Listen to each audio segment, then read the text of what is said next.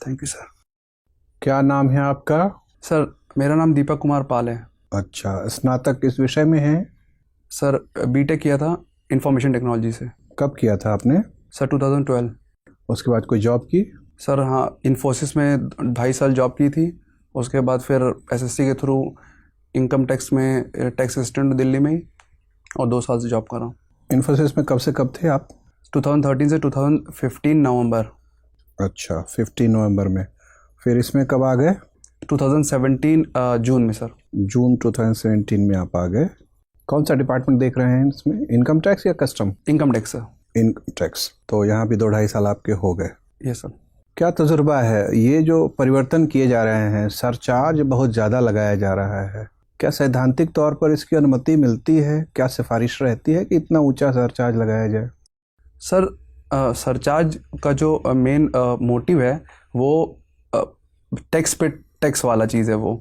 तो वो, और वो सरचार्ज किसी स्पेसिफिक चीज़ों के लिए होता है वो। तो वो वैसे तो देखा जाए तो ओवरऑल तो वैसे रिवेन्यू के लिए आता होती है वो चीज़ें। लेकिन अगर वो हर चीज़ पे लगाई जाएगी तब वो फिर सही नहीं होगी, क्योंकि फिर वो हमारा टैक्स सिस्टम जो जिसे हम कहते हैं प्रोग्रेसिव होना चाहिए, वो रेग्रेसिव काइंड ऑफ हो जाएगा। तो अभी सरचार्ज स्ट्रक्चर क्या है, जरा बताइए तो, किन किन चीज़ों पे लगाया जा रहा है? किस किस तरह की आय पे सरचार्ज लगाया है सरकार ने, और कितना कितना लगाया है? सर अभी तो बताना मुश्किल होगा सर। जैसे व्यक्तिगत आय पर लगा है, निगम आय पर भी तो लगा है ना सरचार्ज? सर सेस जो इनकम टैक्स है उस पर सेस लगता है 4%, एजुकेशन एंड हेल्थ वाला जो है। उसके अलावा सर बाकी अभी बजट में 2 करोड़ से ऊपर जिनकी आय है और 5 करोड़ से ऊपर जिनकी आय है, उसके बारे में सरचार्ज की कोई चर्चा चली है ना, जिससे फॉरेन पोर्टफोलियो निवेशकों को दुष्प्रभावित हुए और पैसा निकलने लग गया। सर इसका बजट देखा था मैंने, लेकिन उतने सही से याद नहीं आ रहा सर अभी फिलहाल। अच्छा, ठीक है। कैपिटल गेन टैक्स क्या होता है? सर कैपिटल गेन टैक्स, हम जब भी कोई प्रॉपर्टी कैपिटल जो जिससे कैपिटल मिलता है हमें, उसको अगर बेचते हैं और उससे जो हमें फ़ायदा होता है मुनाफा, उस पर जो टैक्स लगता है वो कैपिटल गेन टैक्स हो सकता है। किन किन चीज़ों पे लगता है प्रायः कैपिटल गेन टैक्स? सर अगर हम लोग घर बेच रहे हैं तो उस पर लग सकता है। उसके साथ साथ अगर हम कुछ कुछ चीज़ों में, जैसे शेयर्स एंड डिबेंचर्स है सर, उनमें भी लगता है ये। तो वो डिफ़र करता है सर कि शॉर्ट टर्म कैपिटल गेन और लॉन्ग टर्म कैपिटल गेन। अच्छा, तो क्या कुछ याद है कि शेयर अगर बेचा जाए तो उसके लिए? शेयर वाले में सर जहाँ तक मेरा ख्याल है उसमें 1 साल का प्रावधान है कि अगर 1 साल से पहले बेचते हैं तो शॉर्ट टर्म लगता है, वरना नहीं तो लॉन्ग टर्म लगता है फिर। ओके। अगर कृषि भूमि बेची जाए और उसमें फ़ायदा मिल रहा हो तो क्या उस पर भी टैक्स लगता है, कैपिटल गेन टैक्स? सर कृषि भूमि मेरे हिसाब से शायद ये स्टेट सब्जेक्ट में आता है ये, तो उस पर शायद ये सर टैक्स नहीं लगता है। जीएसटी, हालांकि आपका इनकम टैक्स है, फिर भी जीएसटी को लेकर बड़ी समस्याएं हैं। फ्रॉड बहुत हो रहे हैं, लोग फ्रॉडुलेंटली रिफंड ले रहे हैं, ये कैसे होता है? सर इसका ज़्यादा ज्ञान तो नहीं है सर, लेकिन मैं गैस कर सकता हूँ कि मेन चीज़ सर ये है कि इतने प्रोसेस होते हैं सर इसमें। जैसे कि अगर एग्जांपल लिया जाए तो एक्सपोर्ट जो होता है उसमें भी टैक्स देना पड़ता है, जो कि बाद में रिफंड हो जाता है वाली चीज़।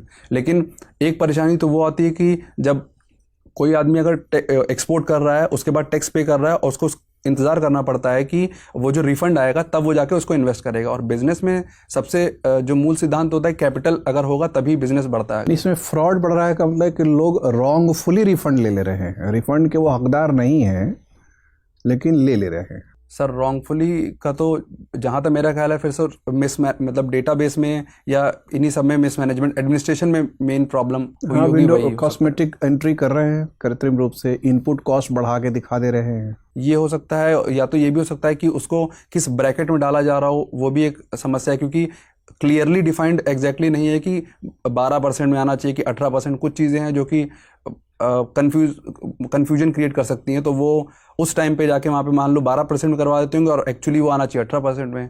तो ये सब भी हो सकती है। ठीक। बैडमिंटन भी खेलते हैं आप? जी सर। आजकल इंडिया बैडमिंटन में बहुत अच्छा कर रहा है, तो कोई रीसेंट डेवलपमेंट बताइए हुआ हो जो इसमें। सर रीसेंट डेवलपमेंट के हिसाब से तो अभी लास्ट मंथ शायद से PV Sandhu world badminton championship जीती है, जिसको उसने पीवी सिंधु ने 2016 ओलंपिक में जब इनको सिल्वर मिला था, जिससे हारी थी उन्हीं को हराया था ये। तो अभी फिलहाल वर्ल्ड नंबर 1 है। किससे हारी थी? सर नाम शायद जापानीज या चाइनीज थी सर, नाम याद नहीं है सर। अच्छा, टेबल टेनिस भी खेलते हैं आप? जी सर। इंडिया में टेबल टेनिस का क्या स्कोप है? मतलब सर स्कोप, कोई ऐसा प्लेयर हो जो वर्ल्ड लेवल पे जाना जाता हो टेबल टेनिस में? सर वर्ल्ड लेवल पे टेबल टेनिस के प्लेयर ऐसे तो नहीं है, लेकिन शायद से सोमदेव बर्मन, नहीं सर वो तो नहीं है वैसे सर, नहीं याद है वैसे जानकारी नहीं। अच्छा, लखनऊ में इमाम बाड़ा है? जी सर। क्या विशेषता है उसकी? सर इमाम बाड़ा किस लिए बनवाया गया था ये? सर ये मौसुलम है, ये एक 12 सर एग्जैक्टली नहीं याद है। अच्छा, किसने बनवाया था? वाजिद अली शाह सर। आप पूछ रहे हैं कि बता रहे हैं? सर बता रहा हूँ। अच्छा, नहीं आप कुछ ऐसी। ओके, इंफॉर्मेशन टेक्नोलॉजी में आपने बीटेक किया है। कोई इंफॉर्मेशन जब एक जगह से दूसरी जगह भेजी जाती, मान लीजिए मैं कोई इमेज या ऑडियो फाइल या वीडियो फाइल कहीं से भेज रहा हूँ मोबाइल से एक दूसरे मोबाइल में, तो एग्जैक्टली क्या टेक्नोलॉजिकल प्रोसेस होता है उसमें? सर उसमें हम लोग रेज यूज़ करते हैं सर। जैसे कौन सी रेज? एक टाइम पे जब शुरुआत में मोबाइल आया था उस टाइम पे तो इंफ्रारेड यूज़ करते थे सर उसमें हम लोग, इंफ्रारेड जो कि शॉर्ट डिस्टेंस के लिए यूज़ होती है। और उसके बाद फिर हम लोग फिर माइक्रोवेव धीरे धीरे बढ़ते जाते हैं हम लोग। तो उसमें अभी जैसे कि एक टेक्नोलॉजी आ गई है, लाईफाई आ गई है, जिससे कि लाइट से डायरेक्टली हम लोग सेंड करते हैं, वाली डेटा सेंड करते हैं हम लोग। अच्छा, माइक्रोवेव और रेडियो वेव में क्या फ़र्क होता है? फ्रीक्वेंसी में सर डिफरेंस है, फ्रीक्वेंसी और वेवलेंथ। आइडिया नहीं सर, ऐसे फैक्चुअल वाले डेटा याद नहीं है सर। अच्छा अच्छा अच्छा, ठीक है। लोक प्रशासन आपने पढ़ा है, लोक प्रशासन में कौटिल्य का क्या योगदान है, कुछ बता सकते हैं?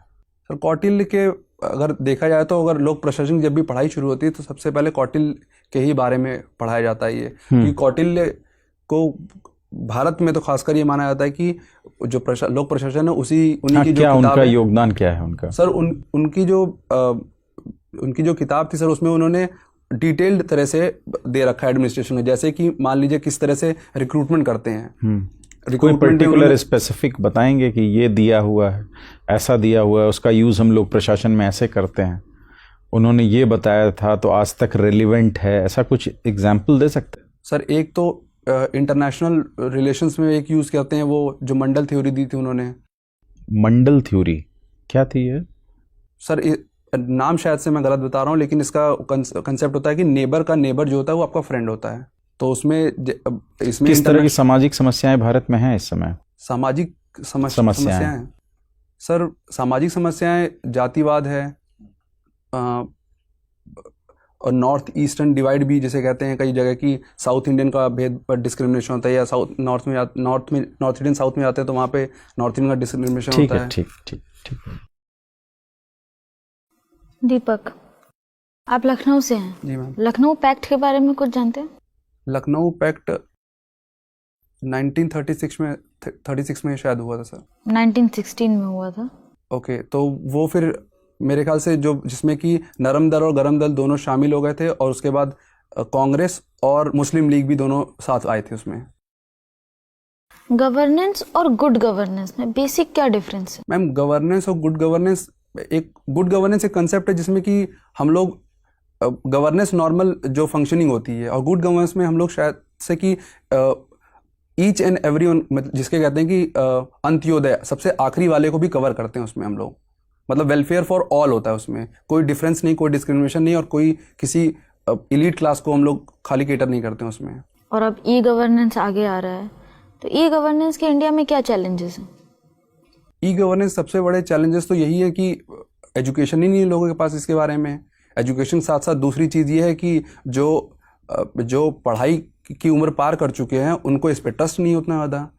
तीसरी चीज़ ये होगी कि हमारे पास अभी इतने कनेक्टिविटी नहीं, इलेक्ट्रिसिटी अभी सरकार कोशिश कर रही है कि हर जगह पहुँचे, तो उसके लिए सबसे ज़रूर, और ई कॉमर्स या ई गवर्नेंस के लिए इन सब के लिए इलेक्ट्रिसिटी भी ज़रूरी है। साथ साथ मोबाइल का उपयोग तो हो रहा है, लेकिन सही उपयोग भी बताना ज़रूरी है उनको। ओके, आप इनकम टैक्स डिपार्टमेंट में थे। जी मैम। तो ये बता सकते हैं कि डायरेक्ट टैक्स कोड क्या है? मैम डायरेक्ट टैक्स कोड एक काफ़ी टाइम से चला आ रहा है, ये अभी अभी एक कमेटी बनाई गई थी, उसमें ये रीस्ट्रक्चर करना चाहते हैं। ये जो इनकम टैक्स एक्ट जो 1961 है उसको रीस्ट्रक्चर करना चाहते हैं, क्योंकि एक तो ये टैक्स काफ़ी पुराना हो चुका है, दूसरा ये है कि इसमें कई सारे अमेंडमेंट आ चुके हैं और कई सारी कन्फ्यूजन्स भी होते हैं। ये तो एक तरह से रीऑर्गेनाइज और रीस्ट्रक्चर करने का डायरेक्ट टैक्स कोड लेके आना चाहते हैं। ओके, वेस्ट यूपी और ईस्टर्न यूपी में इतना डेवलपमेंटल डिफरेंसेस क्यों हैं? इसका तो एक रीज़न सबसे बड़ा समझ यही आता है कि जो ग्रीन रेवोल्यूशन जो हुआ था हमारा, तो वो फोकस जो कर रहा था, तो वो वेस्टर्न यूपी को उसने फोकस किया था। और वेस्टर्न यूपी अगर देखा जाए तो रिसोर्सेज के मामले में भी थोड़ा सा ज़्यादा ईस्टर्न में, मतलब वेस्टर्न में ज़्यादा है रिसोर्सेज, इस वजह से वहाँ पे खेती अच्छी होती है। और वेस्टर्न यूपी एक बहुत बड़ा कारण ये भी है कि वो कैपिटल से नज़दीक पड़ता है, वो मतलब दिल्ली से नज़दीक पड़ता है, तो वहाँ पे उसको सुविधाएं या फैसिलिटीज़ या गवर्नेंस वो भी फिर भी काफ़ी अच्छा होता है वहाँ पे। तो यूपी के सामने डेवलपमेंट से रिलेटेड क्या चैलेंजेस आ रहे हैं इस समय? As Uttar Pradesh as a whole हम बात करें तो क्या चैलेंजेस हैं डेवलपमेंट में? क्यों नहीं ये अपना स्टेट जीडीपी बढ़ा पा रहा है या डेवलप नहीं हो पा रहा उतने अच्छे से? इसके लिए मेरा ऑब्जर्वेशन तो ये रहेगा कि हमारे यहाँ पहली बात तो इंडस्ट्रीज़ ही उतनी नहीं हैं, अगर हैं तो छोटी मोटी वाली इंडस्ट्रीज़ हैं, अगर देखा जाए तो सर्विस सेक्टर वाली इंडस्ट्रीज उतनी नहीं है। और उसका ना होने का एक बहुत बड़ा कारण ये है कि लॉ एंड ऑर्डर सिचुएशन उतनी सही नहीं है, पुख्ता नहीं है, वहाँ पे सिक्योरिटी नहीं दी जाती है। और अगर देखा जाए और स्टेट जैसे कि हिमाचल प्रदेश या कर्नाटका जो भी डेवलप्ड हैं, कर्नाटका जो कि वो एक इंसेंटिव देते हैं किसी को इन्वेस्टमेंट में वहाँ पे, कि आप अगर आइए तो हम आपको बिजली सस्ते में देंगे या आपको और सुविधाएं देंगे, पानी, ये सब चीज़ें। लेकिन यूपी में उतना अभी उस स्तर पे नहीं पहुंच पाया है। ओके, मेरा लास्ट क्वेश्चन है कि यूपी का बजट अभी रिलीज हुआ, तो आप बता सकते हैं कि उसमें फिस्कल डेफिसिट, रेवेन्यू डेफिसिट कितना था? मैम यूपी का बजट नहीं देख पाया हूँ मैं। ओके, कोई बात नहीं, थैंक यू। ठीक है दीपक, आपका इंटरव्यू हो गया, आप जा सकते हैं। Thank you sir, thank you sir. कैसा अनुभव है, क्या आकलन है आपका? सर कुछ, पहली चीज़ तो यूपी के बजट को देखना है, दूसरी चीज़ है कि जीएसटी को फिर से एक बार रिवाइज करना है, और भी चीज़ें हैं, जो कुछ चीज़ें। ठीक है, एक तो हैंड मूवमेंट थोड़ा सा कोशिश करिए कि ओके। चेहरे के भाव, नज़र और ओष्ठ, 3 उपकरणों का इस्तेमाल करिए अपने विचारों को पेश करने में। हाथ का कम इस्तेमाल करिए, कोशिश करिए ना हो, स्थिर रहे। हालांकि आदत की चीज़ है, इतनी जल्दी चेंज होता नहीं, लेकिन फिर भी अपने मन में ध्यान रखें। टैक्सेशन वाली बातें तो आपको तैयार रखनी चाहिए, क्योंकि इनकम टैक्स डिपार्टमेंट में काम कर रहे हैं तो उसकी हिस्ट्री भी, उसका स्ट्रक्चर भी, तो कैसे पता करेंगे? सर बजट देख सकता हूँ मैं, और हिस्ट्री तो मिल ही जाएगी। हिस्ट्री तो आप ही के वेबसाइट पे है। हाँ जी सर।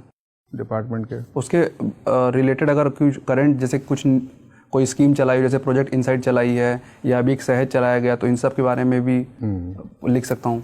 ज़्यादातर चूँकि आपके पास अच्छा खासा लंबा तजुर्बा है काम करने का, तो वो आपकी किताबी ज्ञान पर ज़्यादा सवाल ना पूछ के ये जांचना चाहेंगे कि जो काम आप कर रहे हैं उसको कितनी तन्मयता से और निष्ठा से कर रहे हैं। व्यक्तित्व को परखने का ये तरीका है ना कि जिस काम में आप लगे हैं उसके प्रति आपका क्या रवैया है। तो मुझे लगता है ज़्यादातर प्रश्न आपके इसी विभागीय दायरे से आ सकते हैं, और आपने इन्फोसिस में भी काम किया है। जी सर। तो आप तो एक एसेट हैं सरकार के लिए, सरकार डिजिटाइजेशन करना चाहती है, आपके पास वो कौशल है, तजुर्बा भी है। तो ये सिद्ध करना है कि अगर यूपी ने मेरे को काम पे लिया तो मैं यूपी के शासन व्यवस्था में डिजिटाइजेशन की दिशा में और कर वगैरह से जो विभाग है उसमें बड़ा अच्छा काम करके दिखाऊंगा। ये अपने इसी अवसर पे साबित कर देना है सर। अच्छा, मतलब खुद अपने आप से बताने की ज़रूरत नहीं है इंटरव्यू में? नहीं, पूछेंगे तब। और जैसे मान लीजिए अगर वो ये पूछते हैं कि आप किस तरह से कर सकते हैं, तो मैं जैसे इन्फोसिस जब मैं था तो उसमें कई बार होता था कि फाइल्स ढूंढने, कई सारी फाइलें होती थी, उसमें आपको ढूंढना होता है कि ये कंटेंट होता है कि नहीं होता, तो उन सब चीज़ों की कोडिंग की जाती है, तो वो सब आप बताइए। हाँ, इन्फॉर्मेशन को सिस्टमेटिकली अरेंज करना, क्लासीफाई करके रखना, तो ये, लेकिन आप इसी मौके के तलाश में रहिए कि अगर मेरे डोमेन से पूछा, आईटी से पूछा या इनकम टैक्स से पूछा, तो अच्छी छवि वहाँ छोड़नी है। ठीक है सर। बाकी सब बढ़िया है। चूँकि आपके पास वो पूछेंगे, हालांकि उनके पास ये सब बायोडाटा तो नहीं होता, लेकिन बातचीत के क्रम में ये आपको जताना है कि आपके पास काम का इतना लंबा तजुर्बा है, इन्फोसिस में भी काम करने का तजुर्बा और भारत के सरकार के टैक्स डिपार्टमेंट में काम कर रहे हैं। ये उनके तक पहुंच जानी चाहिए बात, और जैसे ही पहुंचेगा तो इधर से सवाल पूछेंगे। वो इंट्रो में सर ये सब चीज़ें अगर पूछें तो बता ही सकता हूँ तो मैं। इंट्रो में पूछे तो ये सब बताना है। मतलब इंट्रो में कई लोग ये बताते हैं ना, परिवार में 5 आदमी हैं, बहन ये कर रही है, भाई ये सब मत करिएगा सर। और ये एक कन्फ्यूजन ये थी कि मेरे जो 10th और 12th अलग अलग जगह से हुई है, मतलब अलग स्टेट से हुई है, तो उसमें वो उन स्टेट्स के बारे में भी पूछ सकते हैं। अगर आप बताएंगे तो पूछेंगे, लेकिन अगर इंट्रो में, चूँकि उनके पास है तो कुछ नहीं, आप इंट्रोडक्शन में ग्रेजुएशन ऑनवर्ड्स ही बताइए। ठीक है कि ग्रेजुएशन यहाँ से किया, फिर जॉब यहाँ से की, फिर क्योंकि बहुत लंबा सुनने के मूड में नहीं रहेंगे। तो ग्रेजुएशन मैंने आईटी में किया, उसके बाद इन्फोसिस में काम किया, फिर इनकम टैक्स डिपार्टमेंट में 2.5 साल से काम कर रहा हूँ, इतना बताइए। और उसके अलावा हैंड मूवमेंट वाला ये तो थोड़ा सा कोशिश करिए कि रोके। ठीक है sir. If you can not control, आप ऐसे बांध के बैठ सकते हैं। मैं पहले सोच रहा था कि मैं पेन लेके आऊँ, पेन लेके जा सकते हूँ उसमें इंटरव्यू में? नहीं तो मतलब अगर ये इस तरह से बैठे तो भी सही रहेगा।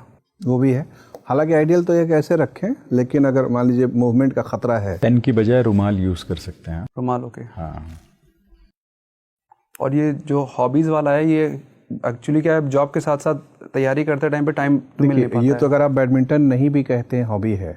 नहीं खेलता हूँ वैसे तो। नहीं, मान लीजिए नहीं भी कहते हैं, मान लीजिए कोई किसी और कैंडिडेट की हॉबी नहीं भी है, तो बैडमिंटन की जो प्रमुख घटनाएं हैं वो तो पता सबको होनी चाहिए।